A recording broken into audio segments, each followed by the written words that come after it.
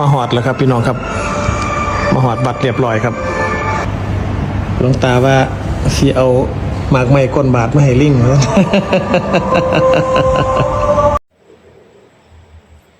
สบายดีพี่น้องสวัสดีค่ะพี่น้องจ้ามาเมื่อนี้ก็มาพบพ่อกับซ่องสาวตุ้นชาแนลอีกคือเก่าเด้อมาพอกันในช่วงเวลาประมาณ5 โมงเด้อพี่น้องมาเจอกันอยู่ที่โซฟาเนาะพี่น้องเนาะเพิ่งจะมาแต่ตลาดพี่น้องไปเลาะตลาดแรงมื้อนี้พี่น้อง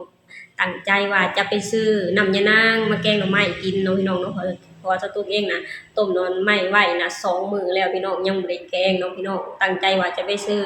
น้ำยานางมาแกงมื้อแรงนี่เนาะพี่น้องสุดท้ายแล้วบ่ได้แกงซ้ำพี่น้องไปเลาะเบิดตลาดบ่มียานางเลยเนาะพี่น้องเนาะก็เลยเปลี่ยนแผนเปลี่ยนเมนูเนาะพี่น้องมื้อแรงนี่ก็เลยจะเป็นต้มก๋วยจั๊บหรือต้มข้าวเปียกเส้นแทนเนาะพี่น้องเนาะ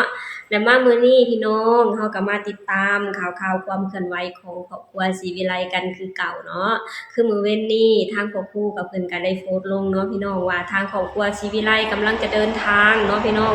เดินทางไปที่วัดโคกอุดมไซเนาะพี่น้องวันที่ทางครอบครัวศรีวิไลจะมีงานการแสดงในคืนนี้เนาะพี่น้องเนาะทางครอบครัวศรีวิไลก็พาครอบครัวเขาไปหาหลวงตาหรือเขาไปหาเจ้าอาวาสเนาะพี่น้องเนาะเจ้าอาวาสก็ด้วยความหักด้วยความแพงธิดาน้อยของเฮาแหละพี่น้องได้เอาขนมก้นบาทหรือผลไม้ก้นบาทมาให้ทางครอบครัวศรีวิไลได้กินกันเนาะพี่น้องเนาะโดยเฉพาะที่ลาวของเฮาพี่น้องเพราะฮู้ว่าจะได้กินขนมก้นบาทนี่โอ้ยดีใจเนาะพี่น้องเนาะจากที่นั่งใกล้ๆก็ยับเข้ามาใกล้ๆเลยเนาะพี่น้องเนาะเห็นแล้วก็รู้สึกอบอุ่นคือเก่าแหละเนาะพี่น้องเนาะป้าพี่น้องเดี๋ยวเฮาไปชมคลิปนี้ไปนำกันเนาะพี่น้องเป็นคลิปที่ทางเจ้าอาวาสเพิ่นเอา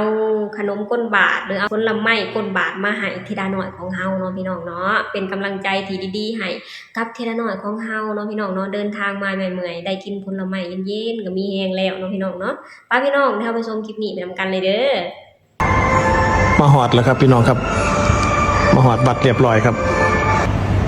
หลวงตาว่าสิเอาหมากไม้ก้นบาทมาให้ลิงลองเขียน เราไม่หลวงตามามึงอะไรมึงดูนี่หลวงตามาก้นบาทเขาก้นนักร้องสาวข้าวก้นบาทตอดเลยนะพอเห็นก้นบาทดีเป็นฉีดถ้าหันนี่นั่งอยู่ไกลๆนั่งอยู่ไกลๆได้เมื่อกี้เลยอันนี้อะไรคะมายงชิดหวานเนอะแต่มะปังอ่ะมันเหมือนกันไหมมันหวานนั่นน่ะหวานมีเด้มีขนมเนี่ยมีขนมด้วยนั่นน่ะอันนี้มันขนมตุ๊ดจีนเนี่ยเปรี้ยวหวานทีเดียวอันนี้จะอมเปรี้ยวมาหอดก็ได้กินหมากไม้ก้นบาททันทีเลยตัวนี้ก็แน่นอนแท้ที่ดาเล่าเนี่ยตอดเขาเลยนะเป็นปั๊บตอดเลยและตอนนี้ก็คือถึงจุดหมายเป็นที่เรียบร้อยแล้วพอครูศิวิไลเพิ่นได้โพสต์ลงเนาะพี่น้องฮอดถึงจุดหมายเรียบร้อยแล้วแล้วก็พาธิดาดาวพาครอบครัวเข้าไปวัดเข้าไปกราบไหว้พระเนาะพี่น้องเพื่อขอพรเนาะพี่น้องเนาะขอให้งานมื้อแลงขอให้ราบรื่นไปได้ด้วยดีเนาะพี่น้องเนาะและธิดาลาวน้อยของเฮาก็ไปร้องเพลงมื้อแรงนี่ก็ขอพรขอให้เสียงออกมาลื่นไหลหรือร้องเพลงออกมาแต่ละคำก็มีแต่คนหักคนแพงเนาะพี่น้องเนาะจากที่แพงอยู่แล้วก็ขอให้แพงขึ้นไปอีกเนาะพี่น้องเนาะซึ่งพรนี่เป็นพรที่ศักดิ์สิทธิ์เนาะพี่น้องเนาะขอพรจากพระจากเจ้าเนาะพี่น้องเนาะเฮาไปร้องเพลงอยู่ที่สถานที่เพิ่นเฮาก็ให้ความเคารพนับถือเพิ่นเนาะพี่น้องเนาะไปกราบไหว้ไปขอพรซึ่งเป็นสิ่งที่ดีและเป็นสิ่งที่สิริมงคลที่สุดเลยเนาะพี่น้องเนาะแล้วพอทาง FC แฟนคลับพี่น้องโดยความว่าฮักโดยความว่าแพงครอบครัวศรีวิไลเนาะพี่น้องเนาะเพราะฮู้ว่าทางครอบครัวศรีวิไลเดินทางถึงจุดหมายอย่างปลอดภัยทางแฟนคลับUSA เนาะพี่น้องเนาะเพิ่นก็ได้ฝากน้ำใจหรือฝากพวงมาลัยออนไลน์เนาะพี่น้องเนาะมาให้บ้านศรีวิไลพี่น้องคนละ 1,000 บาทเนาะพี่น้องเนาะโอ้ยพี่น้องครอบครัวศรีวิไลนี่มีแต่คนหักมีแต่คนแพงเนาะพี่น้องเนาะทาง FC แฟนคลับก็คอยหักคอยสนับสนุนคอยซัพพอร์ตอยู่ตลอดเวลาเนาะพี่น้องเพราะฮู้ข่าวว่าครอบครัวศรีวิไลจะได้มีงานการแสดงส่งมาลัยออนไลน์มาให้เพื่อ เป็นกำลังใจให้ครอบครัวศรีวิไลและให้ธิดาน้อยของเฮาเนาะพี่น้องเนาะเห็นแล้วอบอุ่นในบ้านนี้เนาะพี่น้องบ้านศรีวิไลเนาะพี่น้องเนาะป้าพี่น้องเดี๋ยวสตุ้มจะอ่านโพสต์ของครอบครัวศรีวิไลให้ฟังเนาะพี่น้องเป็นโพสต์ที่ทางครอบครัวเดินทางถึงจุดหมายแล้วก็เป็นโพสต์ที่ทางแฟนคลับ USA โอนเงินมาลัยออนไลน์มาให้ครอบครัวศรีวิไลเนาะพี่น้องเห็นแล้วอบอุ่นรู้สึกอบอุ่นในครอบครัวนี้และรู้สึกอบอุ่นในความรักความแพงของ FC แฟนคลับของครอบครัวศรีวิไลเนาะพี่น้องเนาะไปพี่น้องเดี๋ยวเราไปอ่านโพสต์ของครอบครัวไปนำกันเลยนี่โพสต์แรกถึงแล้ววัดโคกอุดมไซอำเภอกบินบุรีจังหวัดปราจีนบุรีคืนนี้มีลำกรประยุทธ์และบ้านศรีวิไลถวายเสียงครับเนาะพี่น้องเนาะเดี๋ยวทางพ่อครูเพิ่นก็พาครอบครัวน่ะกับเขามากราบไหว้ขอพรเนาะพี่น้องเนาะซึ่งเป็นสิ่งสิริมงคลกับครอบครัวเนาะพี่น้องเนาะเพิ่นก็มาเว้ามาจากับเจ้าอาวาสเนาะพี่น้องนี่อันนี้ก็คือบรรยากาศที่ทางครอบครัวเขามาขอพรอยู่ที่วัดเนาะพี่น้องเนาะนี่ธิดาน้อยของเฮาก็มากราบไหว้อันนี้คือโพสต์ต่อไปเนาะพี่น้องเป็นโพสต์ของ FC ทาง USA โอนเงินมาลัยออนไลน์มาให้ครอบครัวศรีวิไลคนละ 1,000 บาทเนาะพี่น้องเนาะขอบคุณมาลัยคืนนี้จากอ้ายคำผาย USA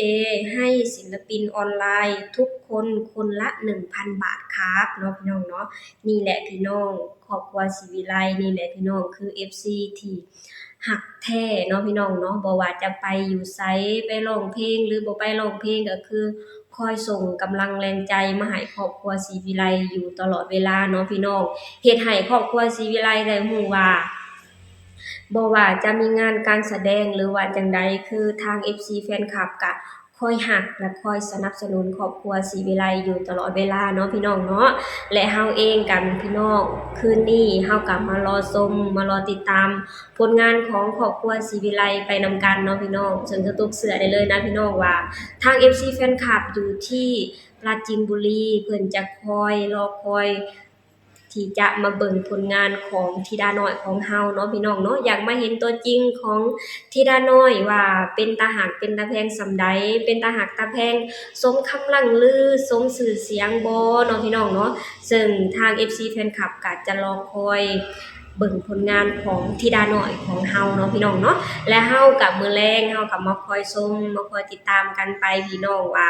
งานการแสดงของครอบครัวศรีวิไลน่ะจะเป็นจังใดเนาะพี่น้องแต่ว่าที่แน่ๆนั่นก็คือออกมาอย่างดีอย่างแน่นอนเนาะพี่น้องเนาะครอบครัวศรีวิไลเป็นครอบครัวที่คุณภาพเป็นครอบครัวที่เก่งเนาะพี่น้องถึงจะเป็นครอบครัวที่น้อยๆแต่เป็นครอบครัวที่คุณภาพเนาะพี่น้องเนาะร้องเพลงออกมายามใดก็ม่วนเอนเตอร์เทน FC แฟนคลับก็